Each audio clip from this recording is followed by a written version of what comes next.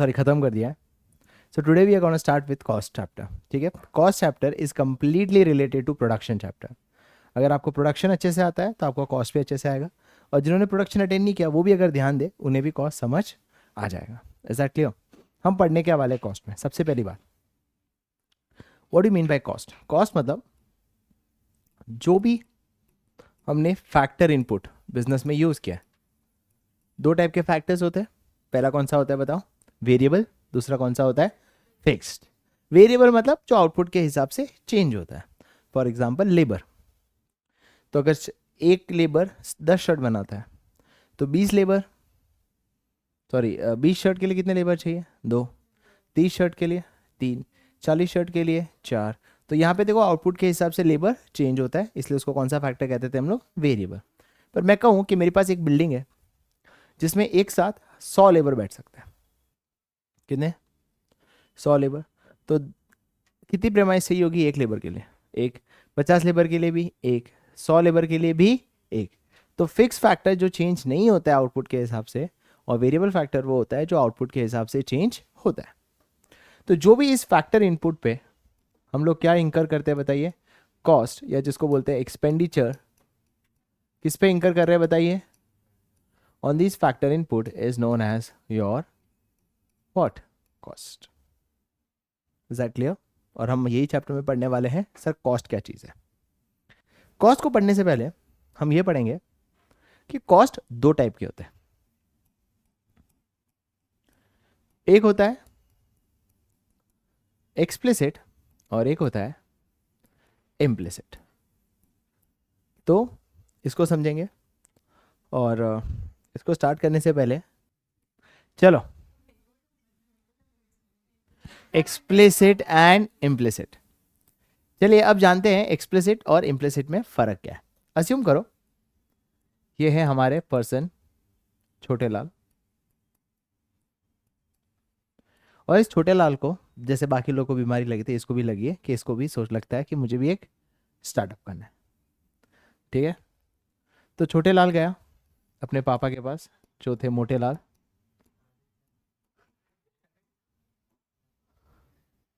और छोटे लाल ने मोटे लाल को बोला कि I want to start a business and I need equity, मतलब पैसा चाहिए। अब मोटे लाल को पता था कि छोटे लाल कुछ काम का तो है नहीं, पढ़ाई वढ़ाई तो की है नहीं, कभी तो पैसे मांगने आएगा ही। तो मोटे लाल ने इसके लिए बैंक की एफडी में कितने रुपए रखे थे बताओ? 50 लाख। कितने रुपए? 50 लाख। और इस 50 लाख पे मोटे लाल को हर साल 10% इंटरेस्ट आता था। ठीक है, अब छोटे लाल ने बोला पैसा चाहिए, तो मोटे लाल ने ये एफडी क्या कर दी? तुड़वा दी, और 50 लाख किसको दे दिए? छोटे लाल को। फिर पूछा भाई छोटे लाल क्या स्टार्टअप है? छोटे लाल ने बोला कि मैं ना अलग अलग टाइप के शर्ट्स बनाऊंगा। ठीक है, तो छोटे लाल ने एक फैक्ट्री खोली। इस फैक्ट्री में पूरे उसने कितने इन्वेस्ट किया बताइए? 50 लाख। छोटे लाल का इस साल का जो सेल्स था वो था 20 लाख। कितने का सेल्स हुआ? 20 लाख का सेल्स हुआ। कुछ खर्चे भी हुए, महीने का रेंट आया 6 लाख। ठीक है, रेंट कितना आया बताओ? 6 लाख। एम्प्लॉयज़ रखे तो सैलरी दे दी 10 लाख। इलेक्ट्रिसिटी के 3 लाख, 3 नहीं लेते हैं बचेगा क्या बेचारे, ये 6 लाख ले लेते हैं, और ये 5 लाख ले लेते हैं। तो टोटल खर्चा कितना हो गया? 17 लाख। और प्रॉफिट आया 3 लाख। छोटे लाल बहुत खुश था। छोटे लाल खुश था। क्यों था खुश? छोटे लाल बोलते हैं मैंने क्या कमाया? प्रॉफिट। कितने का प्रॉफिट? 3 लाख। छोटे लाल खुश कि देखो ये होता है बिजनेस, पहले साल ही प्रॉफिट। छोटे लाल ने जाके किसको बताया? वो मोटे लाल खुश नहीं था। मेरा सवाल है मोटे लाल खुश क्यों नहीं था? यस, 3 लाख तो कमाया भाई, उससे और कितना चाहिए तेरे को? नहीं अरे वो छोड़ना, 50 लाख डाले 3 लाख कमाए, फेयर इनफ कि भाई 20 साल लग जाएगा तो क्या हो गया? आ रहा है ना, रिटर्न कमाया है ना, तो कितना रिटर्न लाऊं?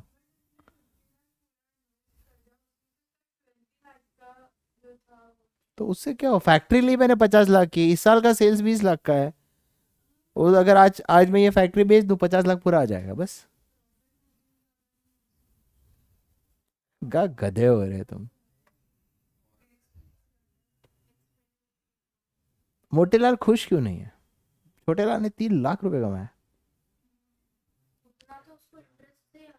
क्योंकि मोटेलाल बोलता है कि बेटा तू 3 लाख प्रॉफिट में नहीं है, तू 2 लाख के नुकसान में। क्या बोला मोटेलाल ने? कि तू 2 लाख के। छोटेलाल सोचने पड़ गया। अब प्रीत बताएगा कि प्रीत 2 लाख के नुकसान में कैसे, जबकि क्लियर दिख रहा है कि वो कितने प्रॉफिट में है। नहीं, मोटेलाल बाप है ना बेटा, नहीं रहता इंटरेस्ट। तुम्हें भी पाल रहे हैं ना तुम्हारे माँ बाप, क्या कर रहे हैं? Yes Aditya, what do you think? The answer is, Motelal समझाता है कि देख बेटा, तू कुछ भी नहीं किया होता ना, तो भी बैठा बैठा मैं कितना कमा रहा था? 5 लाख। कितना कमा रहा था? तो कुछ भी नहीं करता और एफडी में पैसा रखता तो कितना कमाता? अब तुझे अपना एक बीमारी थी, स्टार्टअप खोलना है, इस चक्कर में मैंने कितना जाने दिया? 5 लाख जाने दिया, और उसके बदले तू खाली कितना कमाया? तो सर प्रॉफिट तो 3 लाख दिख रहा है, पर तू उसमें एक चीज माइनस करना रह गया, जिसको बोलते हैं अपॉर्चुनिटी कॉस्ट। सर क्या होता है ये अपॉर्चुनिटी कॉस्ट? अपॉर्चुनिटी कॉस्ट मतलब जब आप दूसरी अपॉर्चुनिटी चूज करते हो, तो जो पहली अपॉर्चुनिटी आपने छोड़ी है, तो अपॉर्चुनिटी का जो बेनिफिट था, जो आपने जाने दिया, वो अब आपका क्या बन गया? Opportunity cost. छोटेलाल पूछता है, अरे बैंक में से तो कुछ भी पैसा नहीं गया। वो बोलेगा, गधे बैंक में से गया नहीं, पर तूने ये काम नहीं किया होता तो बैंक में पैसा 5 लाख आता। तेरे चक्कर में वो 5 लाख रुपए नहीं आए, वो बन गया अपॉर्चुनिटी कॉस्ट। तो तू कितने लॉस में है? 2 लाख। इसे कहते हैं एक्सप्लिसिट कॉस्ट, और इसे कहते हैं कौन सा कॉस्ट? Implicit cost. सर क्या फर्क है? पहला फर्क, एक्सप्लिसिट कॉस्ट में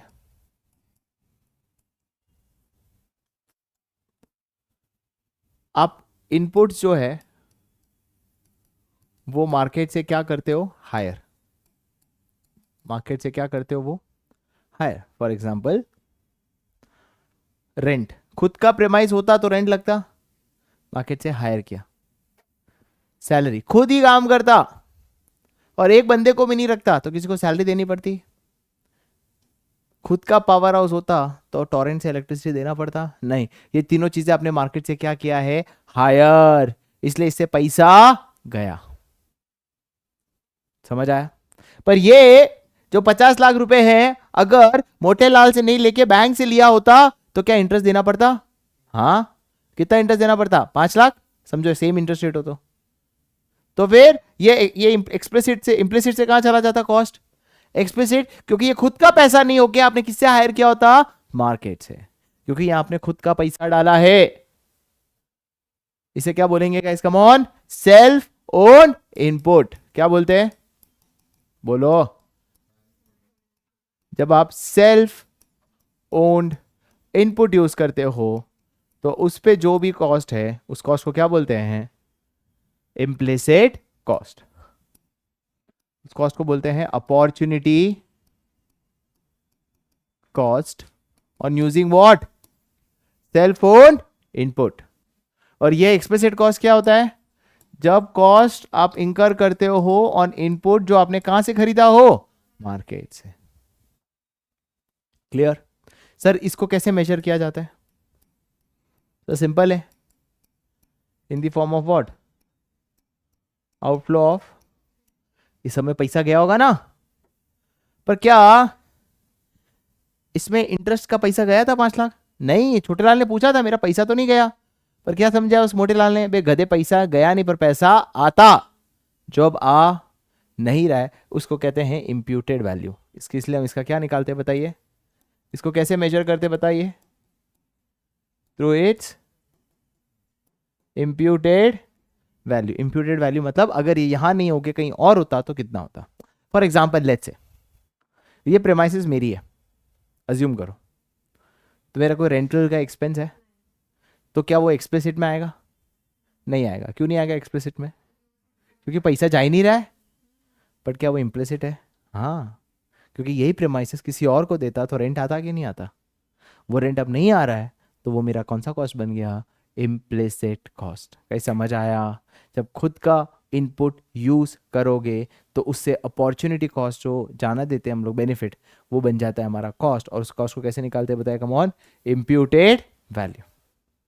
ये तो क्लियरली दिख जाएगा क्योंकि आपके बिजनेस से ये पैसा जा रहा है। समझ आया? अब यही फर्क है अकाउंटिंग प्रॉफिट और इकोनॉमिक्स प्रॉफिट में। अकाउंटिंग प्रॉफिट खाली एक्सप्लिसिट कॉस्ट को गिनता है, इम्प्लिसिट को नहीं गिनता। मेरा सवाल है क्यों? रेज योर हैंड जिसको इसका आंसर पता है। अकाउंट्स खाली एक्सप्लिसिट को गिनता है, इम्प्लिसिट को नहीं गिनता। अकाउंट्स कहता है मैं सिर्फ यही कॉस्ट को गिनूंगा, मैं इम्प्लिसिट को नहीं गिनूंगा। क्यों? एनीवन?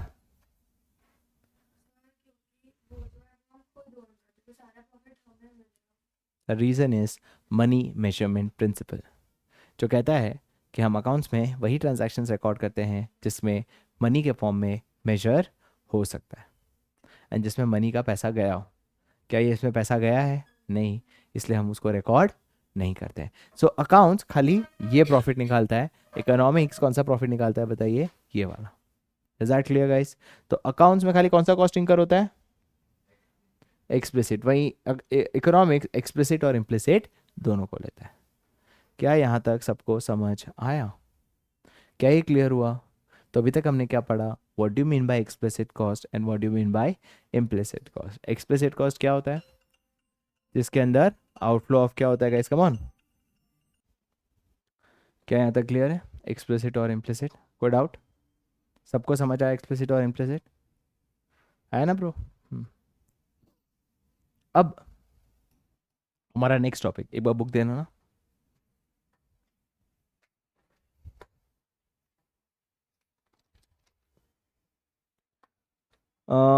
एग्जाम्पल 3, सभी लोग निकाले एग्जाम्पल 3।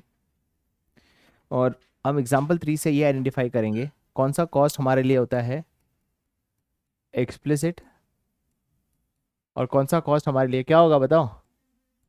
इम्प्लिसिट। पर एक चीज़ भूलो मत गधो कि ये एक्सपेंस की बात कर रहे हैं। एसेट को एक्सपेंस मत ट्रीट करना। एसेट्स आर नॉट एक्सपेंसेस, है ना? For example expenditure on purchase of machinery, क्या ये एक्सपेंस है या एसेट है? मशीनरी खरीदना गधो एसेट है, तो it is not an expense. तो कितने का मशीनरी खरीदा बताइए हमने? कितने का मशीनरी खरीदा? और ऑब्वियसली ये कौन सा आइटम है? Balance sheet item. सेकेंड लिखा है interest payment of 10% on borrowings. Sir हमने बोरोइंग्स कितनी की?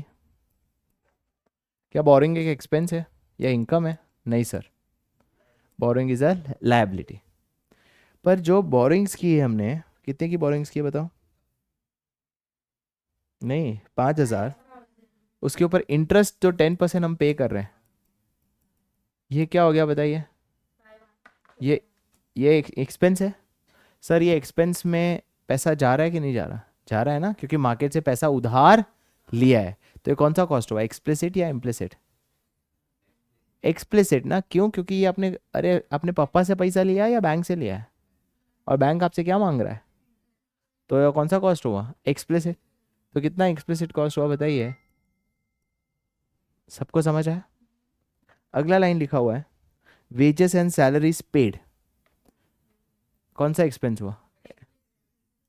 कितना? Estimated year rental value of owners own factory. Sir खुद की फैक्ट्री यूज की है, खुद की फैक्ट्री यूज की मतलब इम्प्लिसिट। रेंटल वैल्यू कितना आ जाता है? 120। अब नहीं आ पा रहा, तो ये कौन सा हो गया बताइए? इम्प्लिसिट। अरे समझ आया? सर खुद की बिल्डिंग यूज की है, तो अगर किसी और को वो बिल्डिंग देता तो रेंटल आता। अब नहीं आ रहा, तो वो कौन सा कॉस्ट हो गया बताइए? इम्प्लिसिट। सबको समझ आया? अरे आया। Next, depreciation 120। तो डेप्रिसिएशन तो 121, ये क्या हुआ एक्सप्लिसिट। सर ऐसा क्यों, ये एक्सपेंस है। अरे समझो ना, मैंने मशीन खरीदी है 5,000 करोड़ की, एक साथ तो एक्सपेंस नहीं हुआ ना, 10 साल यूज़ करूँगा, तो हर साल का कितना यूज़ किया, 500 उसी को तो डेप्रिसिएशन कहते हैं। समझ आया, डेप्रिसिएशन मतलब इस साल उस मशीन का कितना पार्ट यूज़ किया। It is a one type of expense. अरे clear. Expected annual fund, expected annual value of managerial services rendered by the owner, इसे क्या बोलेंगे बताओ।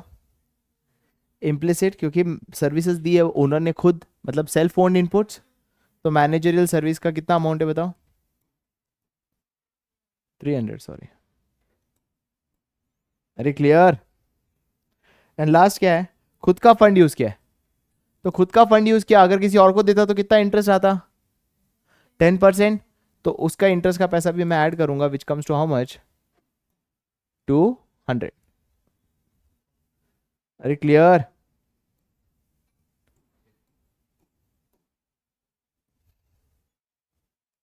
और यहाँ पे कितना आ रहा है, इन्होंने मशीनरी परचेज को क्यों लिया एक्सप्लिसिट कॉस्ट, कर लेते वो। यहाँ पे भी कितना आएगा, 650, 770, 870। सर क्यों नहीं लिया मैंने, सॉरी 770। सर आपने मशीनरी को क्यों नहीं लिया, क्योंकि machinery is not an expense guys, it is an asset. Is that clear. क्या ये सबको समझ आया, क्या नहीं समझ आया वो। हाँ okay, is that clear guys. सब बताओ, एक्सप्लिसिट और इम्प्लिसिट सबको समझ आया। बताओ व्हाट इज एक्सप्लिसिट कॉस्ट, जिसके अंदर मार्केट से हायर करते हैं या खुद का इनपुट यूज करते हैं, उसमें पैसा जाता है कि नहीं जाता, इम्प्यूटेड वैल्यू किस में निकालते हैं, इम्प्लिसिट में। Is that clear. कब होता है इम्प्लिसिट, जब आप क्या यूज करते हो, self owned inputs. Now next topic is कि what do you mean by variable cost and what do you mean by fix cost. So can I say cost incurred on variable factor is known as what? Assume करते हैं labour, labour variable है या fixed है, सब variable है ना। For example 10 shirt बनाने के लिए एक लेबर, 20 शर्ट बनाने के लिए, 30 शर्ट बनाने के लिए, तो जो लेबर को हम क्या देते बताइए, सैलरी, तो इस सैलरी को क्या कहेंगे guys, come on, variable cost. Is that clear. And fix cost क्या होता है, cost incurred on fixed factor। For example ये प्रीमाइसिस क्या हुआ, फिक्स्ड, तुम आओ या नहीं आओ ये इनपुट तो यूज हो ही रहा है, राइट। तो इसके ऊपर मुझे क्या देना पड़ता है बताइए, रेंट। तो रेंट क्या बन गया मेरा, फिक्स कॉस्ट। तुम आओ, जैसे तुम पूरे नवरात्रि नहीं आए, है ना, तुम एग्जाम के टाइम नहीं आए, पूरा सितंबर ना के बराबर आए, तो तुम नहीं आए तो भी मुझे रेंट तो देना पड़ेगा ना। मैं ऐसा तो नहीं बोलूँगा ना कि आप नहीं आए तो इसकी वजह से मैं रेंट ना दूं, ऐसा हो सकता है।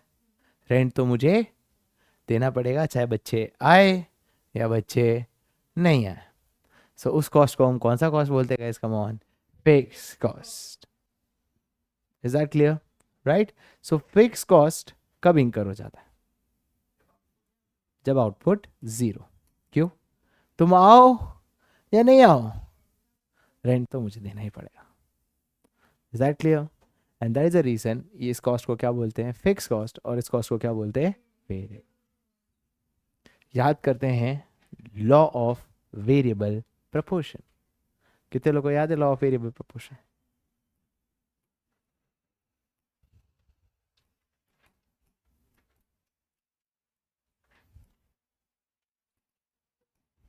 किस किस को याद है लॉ ऑफ वेरिएबल प्रपोर्शन। हाँ, क्या टाइम हुआ है, हाँ मैच है जानते हैं। Law of variable proportion, as more and more of,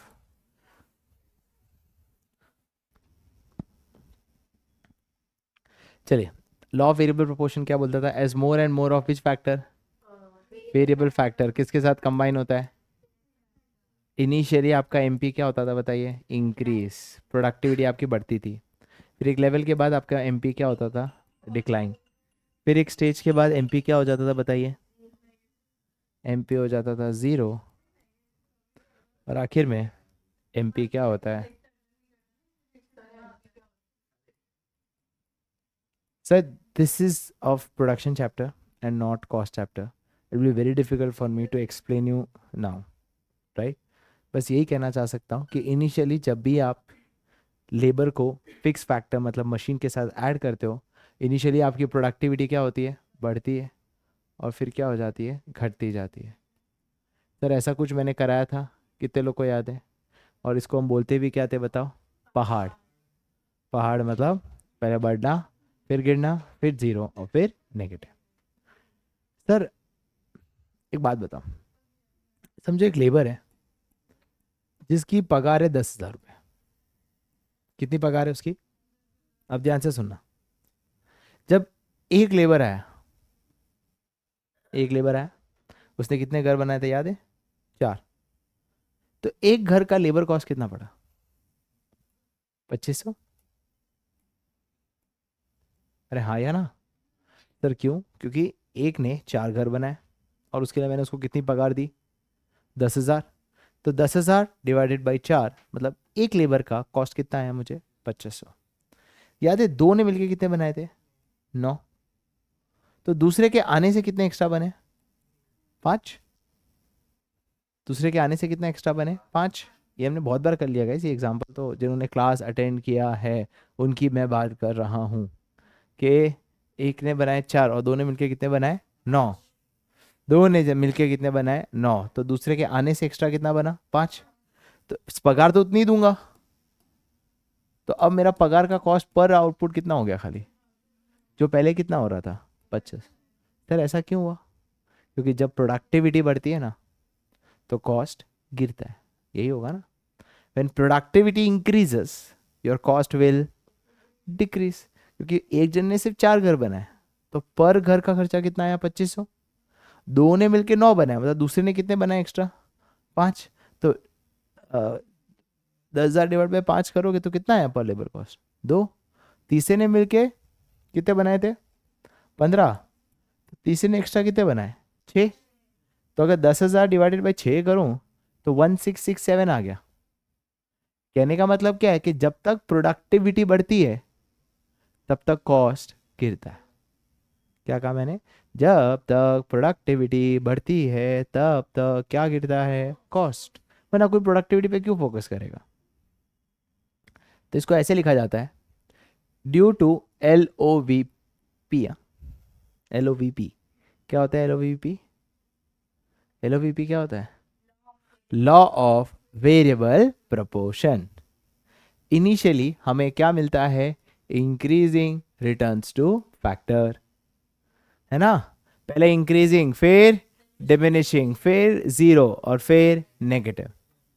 तो क्योंकि पहले इंक्रीजिंग रिटर्न्स टू फैक्टर है तो हमारा मार्जिनल प्रोडक्ट क्या होता है बताइए, एमपी इंक्रीज होता है, पहाड़ इंक्रीज, तो जब तक एमपी बढ़ता रहेगा तब तक मार्जिनल कॉस्ट क्या होता जाएगा, गिरता है, क्योंकि जब तक प्रोडक्टिविटी बढ़ती है तब तक कॉस्ट क्या होता जाएगा, गिरता जाएगा। क्या समझ आया, कोई डाउट, क्लियर, सबको समझ आया ये चीज, राइट। तो अगर तुम एमपी का बिहेवियर देखो, इनिशियली एमपी बढ़ रहा है तो कॉस्ट क्या होता जाएगा बताइए, गिरेगा। उसके बाद प्रोडक्टिविटी क्या हो रही है, गिर रही है, गिर रही है, गिर रही है, गिर रही है, गिर ही रही है। क्या कारण हो सकता है, diminishing returns to factor as well as जो भी हो, प्रोडक्टिविटी उसके बाद क्या होती जा रही है, इसकी लेवल के बाद गिर ही रही है ना। तो again law of variable proportion, या तो डिमिनिशिंग रिटर्न्स टू फैक्टर या नेगेटिव रिटर्न्स टू फैक्टर, कोई भी ले लो, चाहे डिमिनिशिंग ले लो चाहे नेगेटिव ले लो, आपका एमपी क्या हो रहा है उसके बाद, गिर रहा है, तो फिर MC क्या हो जाएगा उसके बाद? अरे क्लियर? तो MC का शेप कैसा होगा? पहले गिरता रहेगा और एक लेवल के बाद फिर अब क्या होने लग जाएगा? बढ़ता ही जाएगा। कैस क्लियर? इसलिए MC का शेप कैसा है बताइए? U। क्यों? Marginal cost. सॉरी, नहीं हो सकता, क्योंकि लेबर का कुछ तो कॉस्ट होगा ही ना, 0 पे तो कोई काम करेगा नहीं। Is that clear? तो इनिशियली जब तक प्रोडक्टिविटी बढ़ रही है तब तक कॉस्ट, फिर जैसे ही प्रोडक्टिविटी गिरा कॉस्ट बढ़ने लगा। तो कोई मुझे पूछे sir why MC is U shape, तो तुम क्या लिखोगे? सर U मतलब पहले गिरना और फिर बढ़ना। तो पहले लिखूंगा sir MC falls because MP because of increasing returns to factor law of variable proportion. समझ आया? MC उसके लोएस्ट पॉइंट पे होगा जब MP 0 होगा। MP नहीं, सॉरी, MP जब उसके हाईएस्ट पॉइंट पे होता है तब MC उसके लोएस्ट पॉइंट पे होगा। MP जब 0 हो जाएगा वो कहीं ना कहीं इधर होगा, फिर वो और बढ़ता ही जाएगा। Is that clear guys? समझ आ गया? राइट? तो एग्जाम में पूछा कि MC का शेप कैसा है, तुम क्या लिखोगे?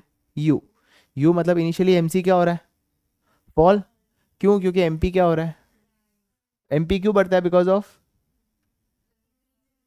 To factor law of variable proportion. याद है ना लॉ ऑफ वेरिएबल प्रोपोर्शन? पहले इंक्रीजिंग रिटर्न्स टू फैक्टर, फिर diminishing returns to factor and last में क्या हो जाता है? Negative returns to factor. हमने पढ़ा है, राइट? तो MC इनिशियली क्यों डिक्रीज हो रहा है? बिकॉज MP बढ़ रहा है because of increasing returns to factor. फिर एक लेवल के बाद अब MC क्या होने वाला है? बढ़ने ही वाला है, बिकॉज आइदर आपकी प्रोडक्टिविटी कम होती जा रही है because of diminishing as well as negative returns to factor. क्या ये चीज़ समझ आए? सर इसको याद कैसे करें? बहुत सिंपल है। ये MC है ना, ये देख कैसे दिख रहा है? यू ही तो दिख रहा है। अरे M, ये आपको याद दिलाएगा कि MC का शेप कैसा होता है? U। और MP मतलब P मतलब P मतलब पागल नहीं रे गधो, पहाड़। Is that clear guys? समझ आया?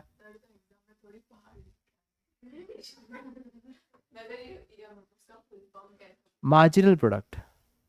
MP is marginal product, MC is marginal cost. जब मैं पहाड़ बोल रहा हूँ guys, it's just a way to remember the diagram and that is not suppose to be part of your content कि MP is पहाड़, MC इज यू। MC का तुम लिख सकते हो it is a U shape. Is that clear guys? यहाँ तक clear?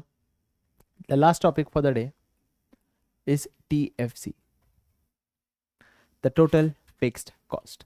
अब समझो कि मैं सितंबर मंथ की बात कर रहा हूँ। तो सितंबर मंथ क्यों? तुम आए नहीं ना, तो इसलिए उस मंथ की बात कर रहा हूँ। हाँ, अब सितंबर मंथ में ऐसा हुआ कि मैंने सोचा था, नहीं नहीं, कि कोई भी स्टूडेंट नहीं आए तो क्या रेंट देना पड़ा। लेट्स से मेरा रेंट होता होगा महीने का 50,000, देना पड़ा। हाँ सर, एक बच्चा आया तो रेंट तो भी 50 होगा। ओके। अगर दो हो तो, अच्छा 10 आए और अच्छा मतलब इसलिए सर सर का उतना ही रेंट लग रहा है, छोड़ में जाऊँ या नहीं जाऊँ कोई फर्क नहीं पड़ेगा, ऐसा मत सोचना। वैसा तो नहीं सोचते हो ना, क्योंकि सितंबर में तो यही था। और 50 बच्चे हो तो भी कैन आई से कि TFC is incurred when the output is 0। मतलब तुम जब नहीं आए तभी मेरा रेंट इंकर हो गया था। फिर से रिपीट करो, जब तुम नहीं आए तभी तभी मेरा कौन सा इंकर हो गया था? Cost, rent. उसके बाद वो रेंट वैसे का वैसा ही रहेगा चाहे तुम आओ या नहीं आओ। Is that clear bro?